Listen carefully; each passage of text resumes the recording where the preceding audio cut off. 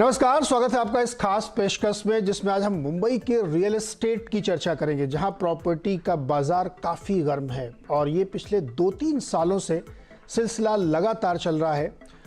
चाहे new launches के number देखिए आप या सेल्स फिगर देखिए, रजिस्ट्रेशन के नंबर देखिए, सबसे ऐसा लगता है कि मुंबई की प्रॉपर्टी बाज़ार काफ़ी ज़बरदस्त तरीके से आउट परफॉर्म कर रहा है और भारत का सबसे महंगा बाज़ार भी है, क्योंकि यहाँ का एवरेज टिकट साइज़ देश के किसी भी शहर के टिकट साइज़ से कम हमारे ख्याल में दुगना तो होगा ही होगा। तो इस तरीके का बाज़ार है और इतनी ज़बरदस्त तेज़ी है। जो लेटेस्ट रजिस्ट्रेशन का आंकड़ा दिखता है उसमें भी दिखाई पड़ता है कि मंथ ऑन मंथ भी 3% की ग्रोथ और साल दर साल 11% की ग्रोथ है। लेकिन इसके अंदर जाके देखने की ज़रूरत है कि किस तरीके की प्रॉपर्टी ज़्यादा बिक्री हो रही है, टिकट साइज़ क्या है, ट्रेंड क्या बनता हुआ दिख रहा है और ये ग्रोथ क्या वाकई आगे जाते हुए सस्टेनेबल रहेगी या फिर आगे थोड़ी सी रुकावट आ सकती है, क्योंकि ब्याज दरों का बढ़ने का सिलसिला अभी ख़त्म नहीं हुआ है। इसी पे आज हम बातचीत करेंगे। हमारे साथ जो मेहमान हैं उनका नाम है गुलाम ज़िया और जो नाइट फ्रैंक इंडिया के सीनियर एग्जीक्यूटिव डायरेक्टर हैं। गुलाम सर, बहुत बहुत स्वागत है आपका CNBC आवाज़ पर। ये जो हमने विषय सोचा, क्योंकि इस समय कई सारी रिपोर्ट्स आई हैं रियल एस्टेट पे और आपकी भी एक रिपोर्ट है और बड़ा हॉट मार्केट है हमारा मुंबई का, तो क्या इस समय तस्वीर बनती दिख रही है आपको मुंबई रियल एस्टेट की? पहली चीज तो ये है कि जो पिछले, जैसा आपने बताया कि पिछले कुछ सालों से रियल एस्टेट की सिचुएशन काफी सुधरी है, वरना उनसे पहले के तकरीबन 7-8 साल तक लगातार गिरावट के बाद जो पिछले कुछ वक्तों में जो इम्प्रूवमेंट आया है, ये काफी गजबनाक कहा जा सकता है, क्योंकि जिस तरह की ट्रांजैक्शन हम देख रहे हैं पिछले 10 सालों में ऐसी नहीं देखी गई है। मंथ ऑन मंथ बेहतरीन परफॉर्मेंस बना हुआ है। और उस दौरान जब इंटरेस्ट रेट में बढ़ोतरी की बात शुरू हुई, होम लोन इंटरेस्ट के दरों में जब इजाफा होने लगा, लगातार 6 या 7 इजाफों के बावजूद ये परफॉर्मेंस इसी तरह बनी हुई है। काफी सारे इस तरह की अटकलें लगाई जा रही थी तकरीबन पिछले 3-4 महीनों से कि ये जो होम लोन की दरों में जो इस तरह इजाफा हो रहा है, ये खरीदार की बैकबोन शायद बहुत अफेक्ट करेगा, तोड़ तो शायद ना दे, लेकिन इसके बावजूद जो कुछ हम देख रहे हैं हर महीने, ट्रांजैक्शन नंबर्स पिछले 10 सालों से बेहतरीन वाले नंबर आज आ रहे हैं। फरवरी का नंबर भी इसी प्रकार काफी अच्छा बना हुआ है।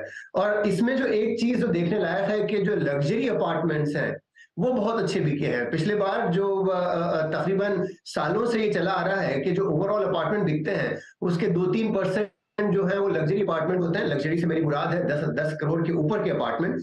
इस महीने में, फरवरी के महीने में तकरीबन 10% मकान, 9.5 से 10% मकान इस शैली में आते हैं, इस कैटेगरी में आते हैं कि जहां सुपर लग्जरी का डिमांड इस कदर बढ़ता हुआ दिखाई दे रहा है। तो ये ओवरऑल ये ब्यौरा मुझे लगा आप लोगों के सामने शायद रखना मुनासिब हो।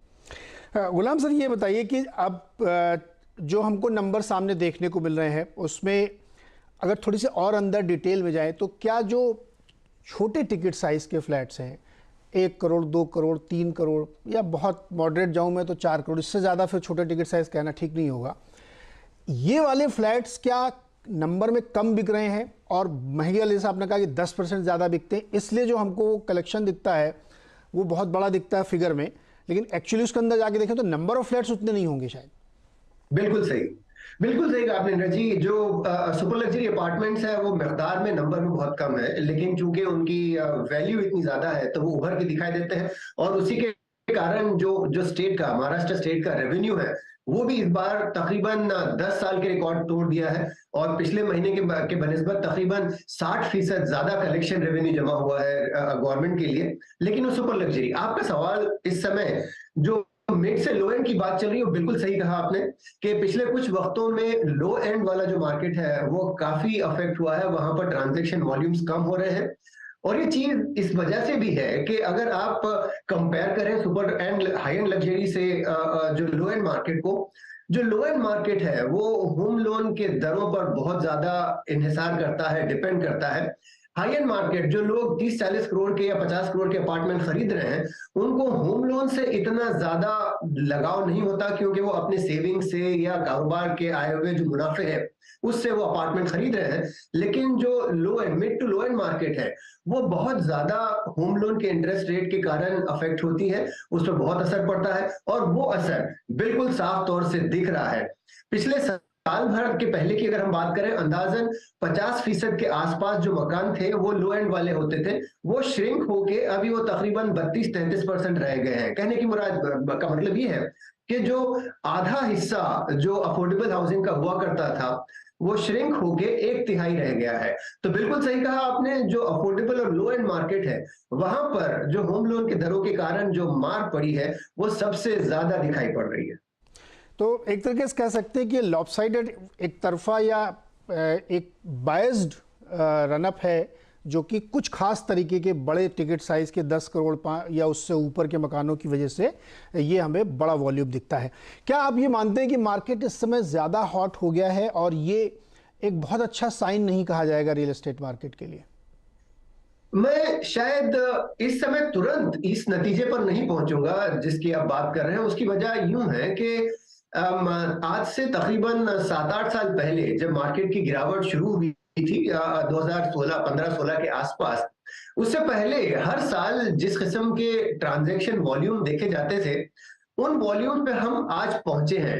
मैं बात कर रहा हूं मिकदार की, कितने मकान बिका करते थे, उस स्टेज पर आज हम पहुंचे हैं। लेकिन दूसरी तरफ उन दिनों जो प्राइस राइज जिस हिसाब की अनअफोर्डेबल मकान बिकते थे वो अब नहीं है। आज काफी हद तक अफोर्डेबल मकान है और ये जो चीज है वो हमें ये सोचने पर मजबूर करती है कि चूंकि आज भी अफोर्डेबिलिटी बरकरार है, इस कारण से शायद आज जो सीरियस बायर हैं जो अपने खुद के इस्तेमाल के लिए, सेल्फ यूज के लिए मकान खरीदना चाह रहे हैं, उनके लिए अफोर्डेबिलिटी बरकरार है। इन्वेस्टर जो निवेशक हैं उनके लिए आज मार्केट में इतना दम नहीं है क्योंकि भाव बढ़ते हुए आज भी नहीं दिख रहे। तो यही एक वजह है जिसके कारण मैं आप जो कह रहे हैं उससे थोड़ा सा मैं डिफर करना चाहूंगा। मुख्तलिफ हमारा इस पर व्यू है और वो यूं कि मार्केट ज्यादा हॉट नहीं हुई है। आज भी शायद अगले साल 2 साल तक मार्केट इसी रूप में बरकरार रह पाएगी। ओके, तो आप बेसिकली आप ये कहना चाह रहे हैं कि 2002 से 2008-9 तक जो बुलरन था मार्केट का, जहाँ पे 10x तक प्राइस हुए थे, फिर 9-10 से लेकर के मेरे ख्याल में अभी पिछले 2-3 साल पहले तक एक प्लेटो था, टाइम करेक्शन लिया मार्केट ने। तो आप ये कह रहे हैं कि वो सिचुएशन अभी नहीं है, अभी उस लिहाज से प्राइस नहीं बढ़े हैं, ये कह रहे हैं आप सर? बिल्कुल सही कहा नीरज जी, आपने बिल्कुल पते की बात कही है। एग्जैक्टली मैं यही कहना चाह रहा था कि जो भाव आज अफोर्डेबल है, क्योंकि पिछले जो 6-7 साल लगातार कई जगह पर भाव में गिरावटें आई हैं और अगर आज भी अगर आप 4-5% जो इस समय जो मकानों के भाव बढ़ रहे हैं वो अगर हम इन्फ्लेशन को भी नजर में रखें तो नेगेटिव ही ग्रोथ हो रही है और इस कारण इन्वेस्टर, निवेशक इस मार्केट में अब तक नहीं कूदे हैं।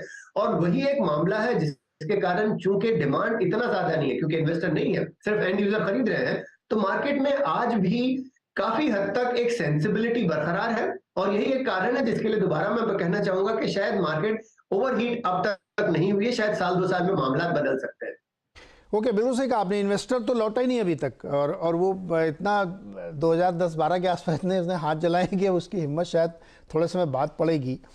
एक चीज़ ये बताइए सर, जिसको हम लोग मुंबई में टाउन कहते हैं, यानी पुराना वाला इलाका मुंबई का, वहाँ पे मैसिव लॉन्चेस हो रहे हैं। जिस गली में जाइए वहीं 2-4 टावर आपको लॉन्च होते हुए दिख रहे हैं।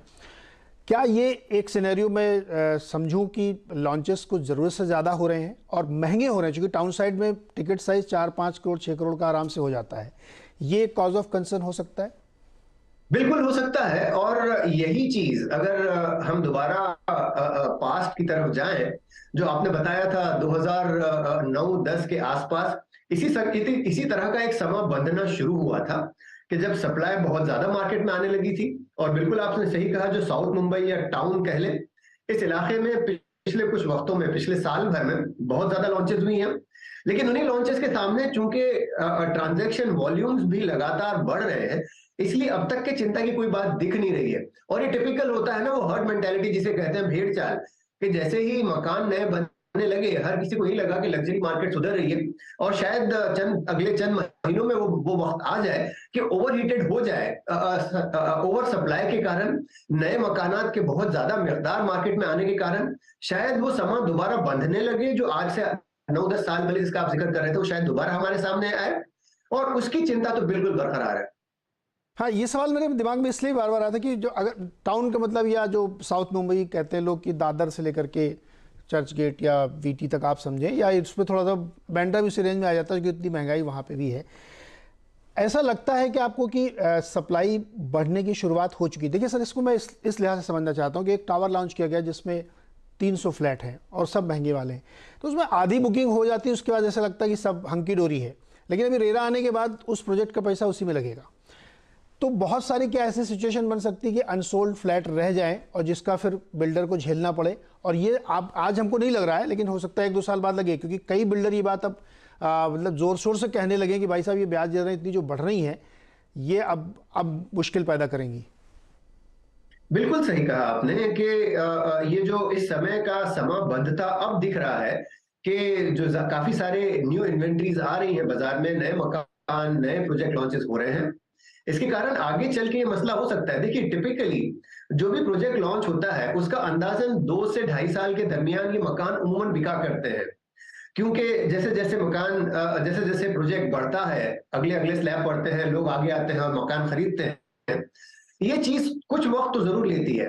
अब अगर कोई नया लॉन्च हो रहा है जहां पर 25-30% मकान आज बिक जाते हैं, लेकिन जो बाकी की इन्वेंट्री है, जो बाकी के मकान है, उनको बिकने में धीमे धीमे अगर रफ्तार में मध्यम होती हुई दिखाई देती है, बेचने की रफ्तार मध्यम होती दिखती है, तो आगे चल के ये मसला डेवलपर के लिए बन सकता है कि जब प्रोजेक्ट कंप्लीट होने तक अगर सारे मकान ना बिके और उसके बाद रेडी इन्वेंट्री उनके स्टॉक में पड़ी रहे, तो वो एक काफी तकलीफदेह बात हो जाती है, और उस समय मार्केट टर्न अराउंड मुकम्मल होता हुआ दिखाई देता है कि अब वक्त आ गया है कि मार्केट अब गिरना शुरू हो। लेकिन चूंकि अभी it is a bit too soon, मतलब अब इतना जल्दी तो शायद हम उस नतीजे पर ना पहुंचे कि अब शायद शुरुआत हो रही है। अगले चंद महीनों में अगर उसी तरह से वेलोसिटी ऑफ सेल, बिक्री की मिकदार भी उसी तरह बनी रहे, तो शायद वो मसला इतनी जल्दी ना आए, उसे कुछ समय लगे। लेकिन अगर इसी प्रकार डिमांड सप्लाई डायनेमिक्स बनी रहे, जब बहुत नए नए प्रोजेक्ट लॉन्च होते रहे, तो शायद चंद क्वार्टर, शायद 6-8 महीने बाद उस सिचुएशन पे नजर डालना जरूरी हो जाएगा जिसका आप जिक्र कर रहे हैं। बिल्कुल गुलाम साहब, मुझे एक छोटा सा ब्रेक लेना, लौट के आगे फिर इसके आगे की कहानी हम लोग करेंगे। मैंने ये सवाल इसलिए पूछा था कि लोअर परल में एक बड़ा प्रोजेक्ट है जो 72-74 फ्लोर का बना, और उसमें 40-45 फ्लोर बिकने के बाद अब वो विज्ञापन देने पड़ रहे हैं कि 50 से ऊपर के फ्लोर 17, 18, 20 करोड़ में आप खरीदिए। तो ये चूँकि वो प्रोजेक्ट भी बहुत पुराना और बहुत लंबे समय से, तो मुझे लगा कि शायद ये समस्या पहले भांप लेनी चाहिए कि आने वाले समय में ऐसी समस्या आ सकती है किसी किसी प्रोजेक्ट में। छोटा सा एक चीज जरूर कहना चाहूंगा, जी कंटिन्यू करें। जो पुरानी इन्वेंट्री है ना, जो पुराने मकान है जो तैयार रखे हुए हैं, हाँ। वहां पर काफी हद तक जो निवेशक या खरीदार हैं जो अपने इस्तेमाल के लिए ले रहे हैं, हाँ। वो उन प्रोजेक्ट्स जो काफी अरसे से किसी न किसी कारणवश अटके पड़े हैं, उनमें अपने पैसे डालने से उमूमन घबराते हैं। उसके बनिस्बत अगर कोई अच्छा ब्रांड, कोई अच्छा developer, reliable developer, corporate developer नया सामान तैयार कर रहा है, वहां पर बिल्कुल अच्छा माल बिकता है। लेकिन जितनी पुरानी इन्वेंट्री है जो अटकी पड़ी हुई है, बन के तैयार है, वहां पर वेलोसिटी ऑफ सेल इतनी बनती हुई नहीं दिख रही है आज भी, और ये चिंता का विषय जरूर है। बिल्कुल, एक छोटा सा ब्रेक, इसके बाद एक बातचीत ये भी होनी चाहिए कि मुंबई में जिस तरह से इंफ्रास्ट्रक्चर क्रिएट हो रहा है, आने वाले 2-4 सालों में सब दिखने लगेगा, क्या उसकी वजह से प्राइस इक्वलाइजेशन की कोई संभावना बनती है क्या? जो अभी बड़ा वेरिएशन है मुंबई में कि अगर आप टाउन सोबो साइड में जाएंगे तो बहुत महंगे हैं, सबर्ब में जाएंगे तो आधे में, तो क्या ये इक्वलाइजेशन होगा? क्योंकि इंफ्रास्ट्रक्चर के बहुत सारे प्रोजेक्ट अगले 1-2 सालों में कामयाब हो जाएंगे। छोटे से ब्रेक के बाद लौट के आते हैं।